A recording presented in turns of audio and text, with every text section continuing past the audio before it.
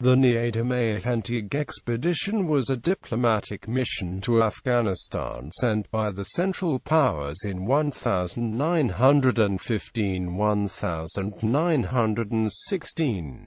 The purpose was to encourage Afghanistan to declare full independence from the British Empire, enter World War I on the side of the Central Powers, and attack British India. The expedition was part of the Indo-German conspiracy, a series of Indo-German efforts to provoke a nationalist revolution in India, nominally headed by the exiled Indian Prince Raja Mahendra Pratap. The expedition was a joint operation of Germany and Turkey and was led by the German army officers Oskar Niedermayer and Werner Otto. Other participants included members of an Indian nationalist organization called the Berlin Committee, including Maulavi Barkatullah and Chempar Kahraman Pillai, while the Turks were represented by Kazim Bey, a close confidant of Enver Pasha. Britain saw the expedition as a serious threat. Britain and its ally, the Russian Empire, unsuccessfully attempted to intercept it in Persia during the summer of 1915. Britain waged a covert intelligence and diplomatic offensive, including personal interventions by the Viceroy Lord Hardinge and King George V, to maintain Afghan neutrality. The mission failed in its main task of rallying Afghanistan under Emir Habibullah Khan to the German and Turkish war effort, but it influenced other major events. In Afghanistan, the expedition triggered reforms and drove political turmoil that culminated in the assassination of the Emir in 1919, which in turn precipitated the Third Afghan War. It influenced the karmic project of nascent Bolshevik Russia to propagate socialist revolution in Asia, with one goal being the overthrow of the British Raj. Other consequences included the formation of the Rowlatt Committee to investigate sedition in India as influenced by Germany and Bolshevism, and changes in the Raj's approach to the Indian independence movement immediately after World War I. Background. In August 1914, World War I began when alliance obligations arising from the war between Serbia and Austria-Hungary brought Germany and Russia to war, while Germany's invasion of Belgium directly triggered Britain's entry. After a series of military events and political intrigues, Russia declared war on Turkey in November. Turkey then joined the Central Powers in fighting the Entente Powers.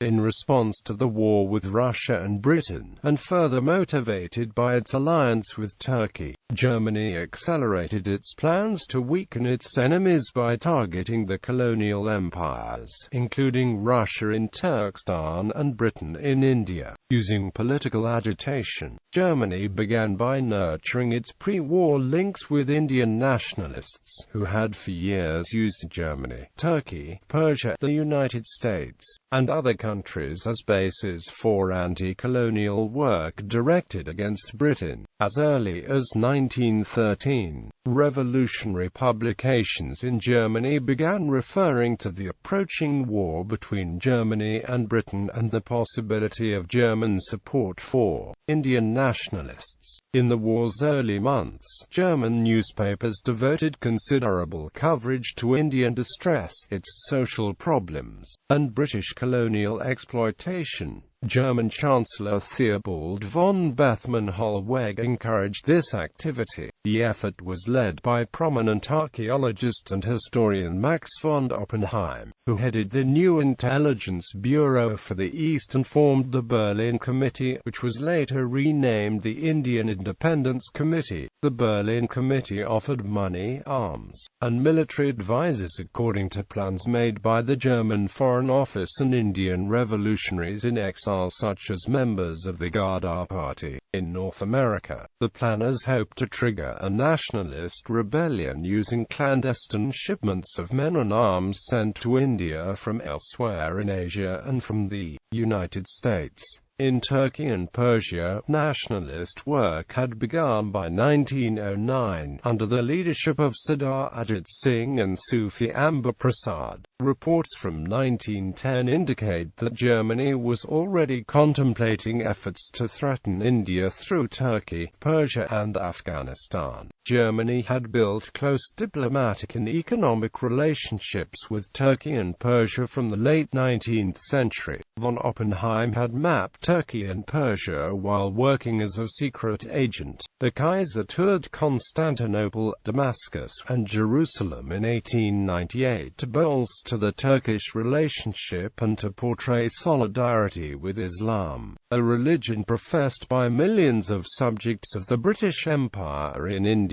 and elsewhere. Referring to the Kaiser as Haji Wilhelm, the intelligence bureau for the East spread propaganda throughout the region, fostering rumors that the Kaiser had converted to Islam following a secret trip to Mecca and portraying him as a savior of Islam. Led by Enver Pasha, a coup in Turkey in 1913 sidelined Sultan Mehmed V and concentrated power in the hands of a junta. Despite the secular nature of the new government, Turkey retained its traditional influence over the Muslim world. Turkey ruled Hejaz until the Arab Revolt of 1916 and controlled the Muslim holy city of Mecca throughout the war. The Sultan's title of Caliph was recognized as legitimate by most Muslims, including those in Afghanistan and India. Once at war, Turkey joined Germany in taking aim at the opposing Entente powers and their extensive empires in the Muslim world. Enver Pasha had the Sultan proclaim jihad. His hope was to provoke an aid of vast Muslim revolution, particularly in India. Translations of the proclamation were sent to Berlin for propaganda purposes, for distribution to Muslim troops of the Entente powers. However, while widely heard, the proclamation did not have the intended effect of mobilizing global Muslim opinion on behalf of Turkey or the Central Powers. Early in the war, the Emir of Afghanistan declared neutrality. The Emir feared the Sultan's call to jihad would have a destabilizing influence on his subjects. Turkey's entry into the war aroused widespread nationalist and pan-Islamic sentiments in Afghanistan and Persia. The Anglo-Russian Entente of 1907 designated Afghanistan to the British sphere of influence. Britain nominally controlled Afghanistan's foreign policy and the Emir received a monetary subsidy from Britain. In reality, however, Britain had almost no effective control over Afghanistan. The British perceived Afghanistan to be the only state capable of invading India, which remained a serious threat. First Afghan Expedition. In the first week of August 1914, the German Foreign Office and members of the military suggested attempting to use the pan-Islamic movement to destabilize the British Empire and begin an Indian revolution. The argument was reinforced by Germanophile explorer Sven Hedin in Berlin 2 weeks later. General Staff memoranda in the last weeks of August confirmed the perceived feasibility of the plan, predicting that an invasion by Afghanistan could cause a revolution in India. With the outbreak of war, revolutionary unrest increased in India. Some Hindu and Muslim leaders secretly left to seek the help of the Central Powers in fomenting revolution. The pan-Islamic movement in India, particularly the Darul Uloom Deoband, made plans for an insurrection in the northwest frontier province. With support from Afghanistan and the Central Powers, Mahmud al-Hassan, the principal of the Deobandi school, left India to seek the help of Gharlab Pasha, the Turkish governor of Hejaz, while another Deoband leader, Maulana Ubaidullah Sindhi, traveled to Kabul to seek the support of the Emir of Afghanistan. They initially planned to raise an Islamic army headquartered at Medina, with an Indian contingent at Kabul. Mahmud al-Hassan was to command this army. While at Kabul, Maulana came to the conclusion that focusing on the Indian freedom movement would best serve the pan-Islamic cause. Ubaidullah Ubaydullah proposed to the Afghan emir that he declare war against Britain. Maulana Abul Kalam Azad was also involved in the movement prior to his arrest in 1916. Enver Pasha conceived an expedition to Afghanistan in 1914. He envisioned it as a pan-Islamic venture directed by Turkey, with some German participation. The German delegation to this expedition, chosen by Oppenheimer and Zimmermann, included Oskar, Niedermayer and Wilhelm Wasmus. An escort of nearly 1,000 Turkish troops and German advisors was to accompany the delegation through Persia into Afghanistan, where they hoped to rally local tribes to jihad. In an ineffective ruse, the Germans attempted to reach Turkey by traveling overland through Austria-Hungary in the guise of a traveling circus, eventually reaching neutral Romania. Their equipment, arms, and mobile radios were confiscated when Romanian officials discovered the wireless aerials sticking out through the packaging of the tent poles. Replacements could not be arranged for weeks. The delegation waited at Constantinople to reinforce the Islamic identity of the expedition. It was suggested that the Germans wear Turkish army uniforms, but they refused. Differences between Turkish and German officers, including the reluctance of the Germans to accept Turkish control, further compromised the effort. Eventually, the expedition was aborted. The attempted expedition had a significant consequence. Wasmus left Constantinople to organize the tribes in South Persia to act against British interests. While evading British capture in Persia, Wasmus inadvertently abandoned his code book. Its recovery by Britain allowed the Allies to decipher German communications, including the Zimmermann telegram in 1917. Niedermayer led the group following Wasmus's departure. Second Expedition. In 1915, a second expedition was organized, mainly through the German Foreign Office and the Indian leadership of the Berlin Committee. Germany was now extensively involved in the Indian revolutionary conspiracy and provided it with arms and funds. Lala Hardale, prominent among the Indian radicals liaising with Germany, was expected to lead the expedition. When he declined, the exiled Indian Prince Raja Mahendra Pratap was named leader. Composition: Mahendra Pratap was head of the Indian princely states of Merzan and Hathras. He had been involved with the Indian National Congress in the 1900s, attending the Congress session of 1906.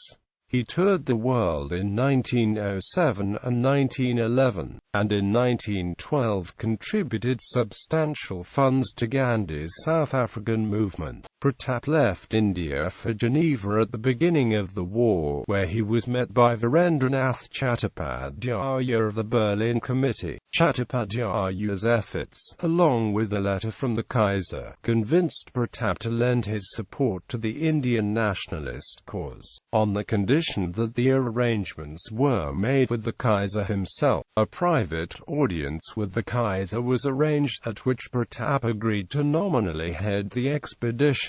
Prominent among the German members of the delegation were Niedermayer and von Hentig. Von Hentig was a Prussian military officer who had served as the military attaché to Beijing in 1910 and Constantinople in 1912. Fluent in Persian, he was appointed secretary of the German legation to Tehran in 1913. Von Hentig was serving on the Eastern Front as a lieutenant with the Prussian 3rd Cuirassiers when he was recalled to Berlin for the expedition. Like von Hentig, Niedermayer had served in Constantinople before the war and spoke fluent Persian and other regional languages. A Bavarian artillery officer and a graduate from the University of Erlangen, Niedermayer had traveled in Persia and India in the 2 years preceding the war. He returned to Persia to await further orders after the first Afghan expedition was aborted. Niedermayer was tasked with the military aspect of this new expedition as it proceeded through the dangerous Persian desert between British and Russian areas of influence.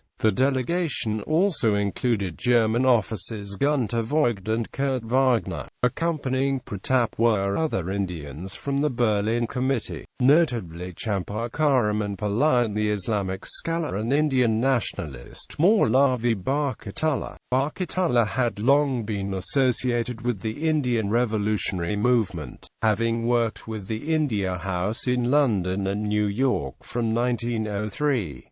In 1909, he moved to Japan, where he continued his anti-British activities, taking the post of professor of Urdu at Tokyo University. He visited Constantinople in 1911. However, his Tokyo tenure was terminated under diplomatic pressure from Britain. He returned to the United States in 1914, later proceeding to Berlin, where he joined the efforts of the Berlin Committee. Barkatullah had as early as 1895 been acquainted with Nasrullah Khan, the brother of the Afghan emir Habibullah Khan. Pratap chose 6 Hindu Afridian Pathan volunteers from the prisoner of war camp at Zossen. Before the mission left Berlin, 2 more Germans joined the group: Major Drive Karl Becker, who was familiar with tropical diseases and spoke Persian, and Walter Orr, a young merchant fluent in Turkish and Persian. Organization. The titular head of the expedition was Mahendra Pratap, while Van Hentig was the Kaiser's representative. He was to accompany and introduce Mahendra Pratap and was responsible for the German diplomatic representations to the emir. To fund the mission, £100,000 in gold was deposited in an account at the Deutsche Bank in Constantinople. The expedition was also provided with gold and other gifts for the emir, including jeweled watches, gold fountain pens, ornamental rifles, binoculars, cameras, cinema projectors, and an alarm clock. Supervision of the mission was assigned to the German ambassador to Turkey, Hans von Wangenheim, but as he was ill, his functions were delegated to Prince zu Hohenlohe-Langenburg. Following Wangenheim's death in 1915, Count von Wolff-Metternich was designated his successor. He had little contact with the expedition,